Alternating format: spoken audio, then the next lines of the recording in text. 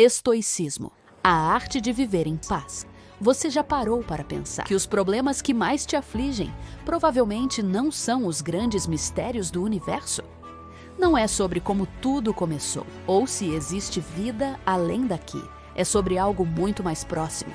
As contas que você precisa pagar, as incertezas da vida, os desejos que nunca parecem suficientes e os conflitos silenciosos dentro da sua própria mente.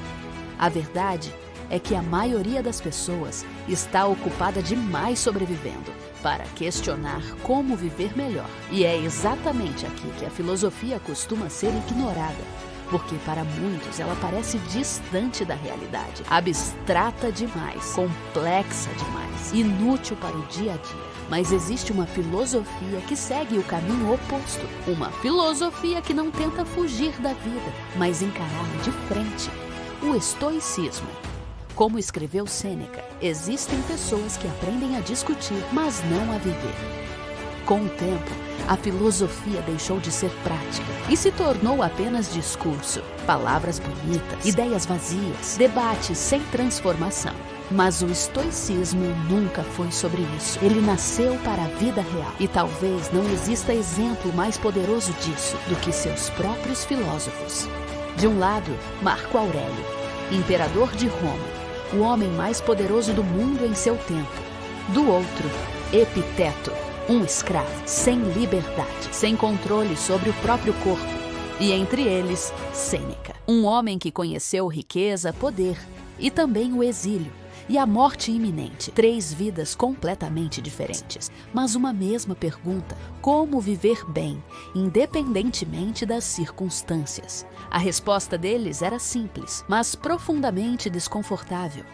Não é o que acontece com você que define sua vida, mas a forma como você reage. Epiteto ensinava algo essencial. Existe uma diferença entre o que acontece fora e o que acontece dentro de você, eventos externos e suas interpretações. O problema é que passamos a vida tentando controlar o que está fora, a opinião dos outros, o mercado, a sorte, o futuro, mas nunca teremos controle total sobre isso.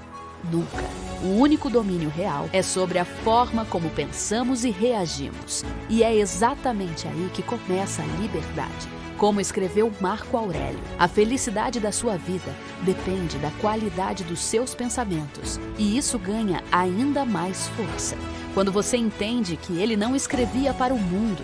Ele escrevia para si mesmo. Seus textos, reunidos mais tarde no livro Meditações, eram um diário, reflexões pessoais, lutas internas, disciplina constante. E em um desses momentos ele escreveu: não perca mais tempo discutindo sobre o que é um homem bom. Seja um. Não era conselho, era cobrança a si mesmo. E talvez seja isso que torna o estoicismo tão poderoso. Ele não exige perfeição, mas exige responsabilidade. Porque no final, a maior batalha não é contra o mundo, é contra você mesmo. Como dizia Sêneca, às vezes, até viver é um ato de coragem. E essa ideia se torna ainda mais forte quando você percebe algo inquietante. Muitas das coisas que você considera essenciais hoje, na verdade, não são. Vivemos acumulando, buscando mais, querendo mais, correndo atrás de mais, mas raramente paramos para perguntar: isso realmente é necessário? Sêneca já alertava que usamos muitas coisas não porque precisamos, mas porque nos acostumamos com elas. E em um mundo cada vez mais consumista, essa ideia se torna ainda mais relevante. Talvez você não precise de mais coisas. Talvez você precise de mais clareza, porque o estoicismo não ensina você a mudar o mundo externo. Ele ensina algo muito mais difícil: mudar o seu mundo interno. Como o próprio Sêneca escreveu: se você quer escapar do que te incomoda, não mude de lugar. Mude de pessoa, porque não importa para onde você vá, você sempre vai levar a si mesmo. E então surge a pergunta mais importante: é possível encontrar paz, mesmo em meio ao caos, segundo o Epiteto? Sim, mas isso exige uma força que poucos estão dispostos a desenvolver. Ele dizia: doente e ainda assim feliz, em perigo e ainda assim feliz, na desgraça e ainda assim feliz. Palavras difíceis, mas vindas de alguém que viveu como escravo, elas ganham outro peso. Isso não é teoria, é experiência.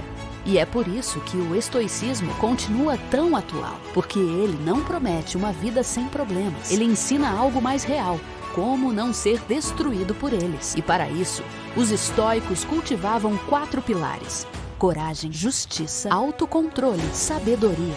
Como escreveu Marco Aurélio: se não for certo, não faça. Se não for verdade, não diga. Simples, direto e extremamente difícil de viver. Mas imagine por um momento como sua vida mudaria se você aplicasse apenas parte desses ensinamentos. Menos reação, mais controle, menos ansiedade, mais clareza, menos caos, mais paz. Talvez o estoicismo não seja apenas uma filosofia antiga. Talvez ele seja exatamente o que falta no mundo moderno. E no final, tudo se resume a isso. Você não controla o que acontece, mas sempre controla quem você escolhe ser diante disso. Se você gostou do nosso conteúdo, curta nosso vídeo, se inscreva no canal. Até a próxima!